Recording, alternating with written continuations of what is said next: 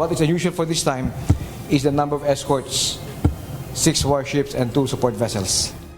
Kinumpirma ng Philippine Navy ang pagdaan ng aircraft carrier Shandong ng People's Liberation Army Navy ng China, kasama ang 6 pang barkong pandigma na nagsisilbing escort nito at 2 pang surveillance ship sa hilagang bahagi ng bansa.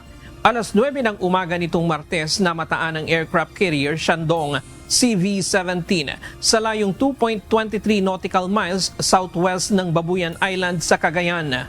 Bandang alas 12 naman ng tanghali, isang 815A Chinese electronic surveillance ship BGI 797 naman ang namataan sa layong 33 nautical miles northwest ng Dalupiri Island o 38.91 nautical miles northwest ng Pagudpud, Ilocos Norte.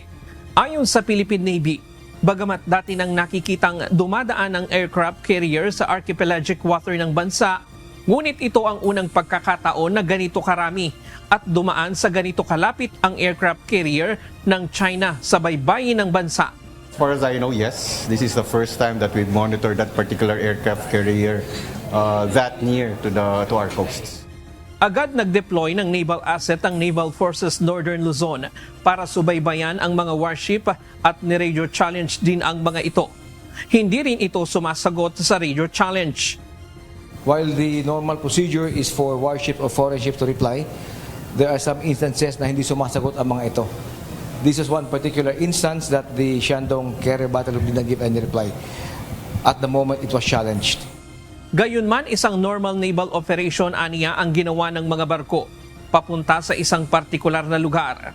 Expeditious o tuloy-tuloy ang pagdaan ng mga barko, kaya wala namang dapat ikapangamba. Well, it is within our territorial waters, but we cannot say for certain if they pose a real threat because their passage was expeditious.